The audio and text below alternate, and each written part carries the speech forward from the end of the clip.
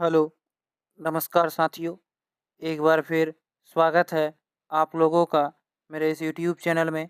आज के इस वीडियो में हम लोग देखेंगे बिहार पुलिस मद्य निषेध एग्ज़ाम से संबंधित जीके और जीएस के कुछ महत्वपूर्ण प्रश्नों को। तो आज का पहला प्रश्न है, ओम का नियम किसके बीच संबंध को बताता है? वोल्टेज और शक्ति के बीच, वोल्टेज और करंट के बीच, करंट और प्रतिरोध के बीच, या वोल्टेज और करंट और प्रतिरोध के बीच। तो इसका सही उत्तर होगा साथियों कि ओम का नियम जो है वह वोल्टेज, करंट और प्रतिरोध के बीच के संबंध को बताता है। ऑप्शन नंबर डी प्रश्न नंबर 1 का सही उत्तर होगा। अगला प्रश्न है प्रश्न नंबर 2। प्रश्न नंबर 2 कह रहा है किन ग्रहों प्रश्न नंबर 2 कह रहा है कि किन ग्रहों के कोई उपग्रह नहीं हैं? पृथ्वी और मंगल, शनि और यूरेनस, बुध और शुक्र, इनमें से कोई नहीं। तो इसका सही उत्तर होगा साथियों कि बुध और शुक्र का कोई भी उपग्रह नहीं है। ऑप्शन नंबर सी प्रश्न नंबर 2 का सही उत्तर होगा। सौरमंडल में कुल ग्रहों की संख्या 8 है। इन 8 ग्रहों में सबसे बड़ा ग्रह जो है वह बृहस्पति ग्रह है और सबसे छोटा ग्रह बुध है। इसे भी आप लोग जरूर याद रखेंगे साथियों। अगला प्रश्न है प्रश्न नंबर 3। प्रश्न नंबर 3 कह रहा है कि किस ग्रह को लाल ग्रह कहा जाता है? तो इसका सही उत्तर होगा मंगल ग्रह को लाल ग्रह कहा जाता है। 3 नंबर प्रश्न का सही उत्तर प्रश्न ऑप्शन नंबर ए लाल ग्रह होगा। साथियों, शुक्र ग्रह को चमकीला ग्रह कहा जाता है। इसे भी आप लोग याद रखेंगे। और शुक्र ग्रह जो है वह पृथ्वी से सबसे निकट का ग्रह है और बुध ग्रह जो है वह सूर्य से सबसे निकट का ग्रह है। चलते हैं प्रश्न नंबर 4 की ओर।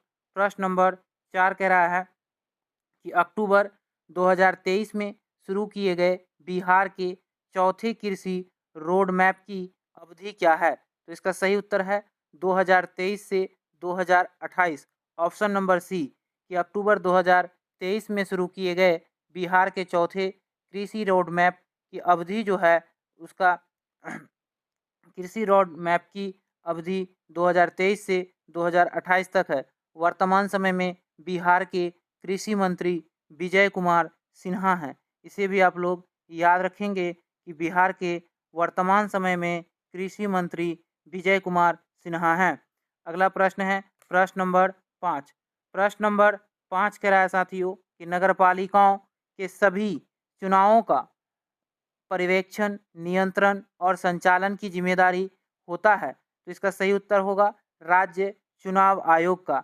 ऑप्शन नंबर ए प्रश्न नंबर 5 का सही उत्तर है कि नगरपालिकाओं के सभी चुनावों का पर्यवेक्षण और नियंत्रण तथा संचालन की जिम्मेदारी राज्य चुनाव आयोग का होता है तथा पंचायती राज संबंधित सभी चुनावों का भी जो जिम्मेदारी होता है वह राज्य चुनाव आयोग का होता है। अगला प्रश्न है प्रश्न नंबर 6। प्रश्न नंबर 6 कह रहा है साथियों, यहाँ आपसे पूछ रहा है कि 2026 आईसीसी पुरुष टी20 विश्व कप का फाइनल मैच किस स्टेडियम में खेला गया था? तो इसका सही उत्तर होगा नरेंद्र मोदी स्टेडियम में खेला गया था साथियों। Option number C Narendra Modi stadium Ahmedabad में 2026 पुरुष टी20 विश्व कप का फाइनल मैच भारत और इंग्लैंड के बीच खेला गया, जिसमें भारत लगातार दूसरी बार विजयी रहा। अगला प्रश्न है प्रश्न नंबर 7। प्रश्न नंबर 7 कह रहा है कि निम्नलिखित में से क्या भारतीय नागरिकों का मौलिक अधिकार नहीं है? तो इसका सही उत्तर होगा साथियों संपत्ति का अधिकार। संपत्ति का जो अधिकार है वह भारतीय नागरिकों का मौलिक अधिकार नहीं है। 44वां संविधान संशोधन 1978 के तहत इसे मौलिक अधिकार से हटा दिया गया है। इसे भी आप लोग याद रखेंगे कि संपत्ति का अधिकार जो है वह मौलिक अधिकार नहीं है। प्रश्न नंबर 8 है साथियों, यहाँ आपसे पूछ रहा है 8 नंबर प्रश्न कि निम्नलिखित नेताओं में से किसने 13 दिसंबर 1946 को संविधान सभा के उद्देश्य संकल्प पेश किया था? तो इसका सही उत्तर होगा साथियों पंडित जवाहरलाल नेहरू ने 13 दिसंबर 1946 को संविधान सभा के उद्देश्य संकल्प को पेश किया था। साथियों, संविधान सभा के अस्थायी अध्यक्ष डॉक्टर राजेंद्र प्रसाद थे और अस्थायी अध्यक्ष सच्चिदानंद सिन्हा थे। संविधान सभा की पहली बैठक जो हुई थी वह 9 दिसंबर 1946 को हुआ था। इसे भी आप लोग जरूर याद रखेंगे।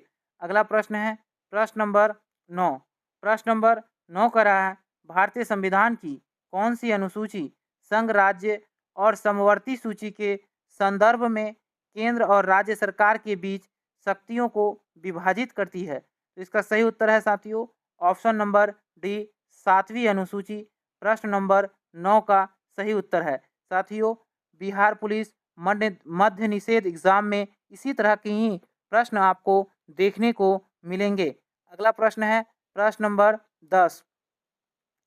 प्रश्न नंबर 10 करा है किस पत्रिका का प्रकाशन स्वामी सहजानंद सरस्वती ने किसानों में जागरूकता फैलाने के लिए किया था? तो इसका सही उत्तर होगा साथियों हुंकार।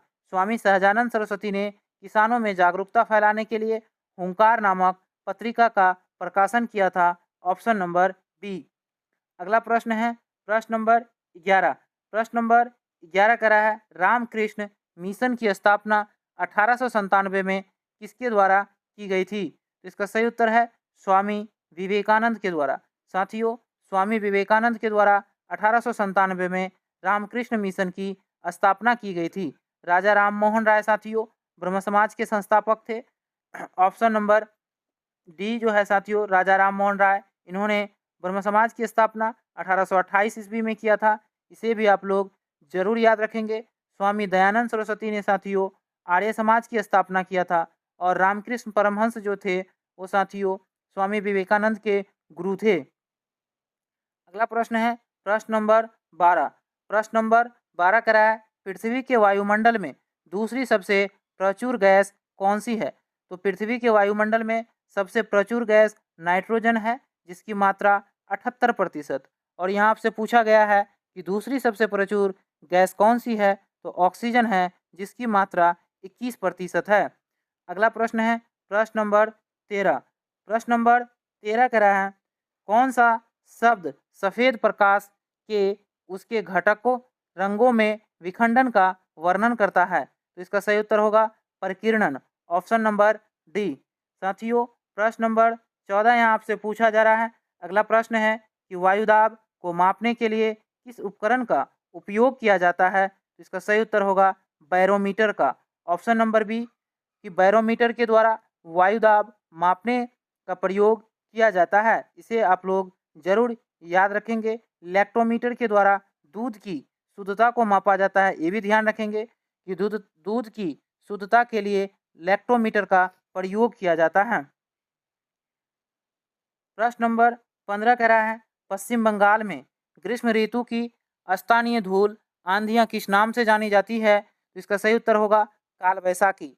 पश्चिम बंगाल में साथियों ग्रीष्म ऋतु की स्थानीय धूल आंधियां को काल वैसाखी के नाम से जाना जाता है। और साथियों केरल में इसे आम्र वर्षा के नाम से जाना जाता है। अगला प्रश्न है प्रश्न नंबर 16। प्रश्न नंबर 16 कह रहा है सिंधु घाटी सभ्यता का सर्वमान्य काल कर्म क्या माना जाता है? तो इसका सही उत्तर होगा ऑप्शन नंबर बी 2500 ईसा पूर्व से लेकर 1750 ईसा पूर्व के बीच को सिंधु घाटी सभ्यता का सर्वमान्य कालकर्म माना जाता है। यहाँ ऑप्शन नंबर बी इसका सही उत्तर है। चलते हैं प्रश्न नंबर 17 की ओर। प्रश्न नंबर 17 का रहा है सिंधु घाटी के किस स्थल से घोड़े की अस्थियों के अवशेष मिले हैं? तो इसका सही उत्तर होगा सुरकोटदा। ऑप्शन नंबर सी कि सुरकोटदा से साथियों सिंधु घाटी के जो सुरकोटदा स्थल है वहां से घोड़े के अस्थियों का अवशेष मिला है। प्रश्न नंबर 18 आपसे पूछा जा रहा है कि निम्नलिखित में से कौन सी नदी कर्क रेखा को 2 बार काटती है? तो इसका सही उत्तर होगा माही नदी। साथियों माही नदी जो है वह कर्क रेखा को 2 बार काटती है। और साथियों कर्क रेखा भारत के 8 राज्यों से होकर गुजरती है। इसे भी आप लोग याद रखेंगे। लूनी नदी जो है साथियों यह थार रेगिस्तान में बहती है। प्रश्न नंबर 19 कराएं आपसे पूछा जा रहा है कि निम्नलिखित में से कौन सी नदी अमरकंटक पठार से नहीं निकलती है? तो इसका सही उत्तर होगा साथियों गोदावरी नदी जो है वह अमरकंटक की पठार से नहीं निकलती है। नर्मदा, सोन और जोहिला नदी अमरकंटक की पठार से निकलती है।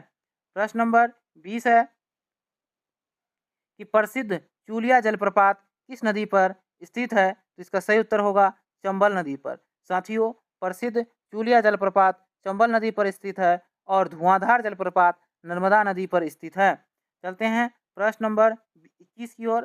प्रश्न नंबर 21 कह रहा है कि भागीरथी और अलकनंदा नदियां कहाँ मिलकर गंगा नदी का निर्माण करती है? तो इसका सही उत्तर होगा देवप्रयाग में। कि भागीरथी और अलकनंदा नदियां जो है वो देवप्रयाग में मिलकर गंगा नदी का निर्माण करती है।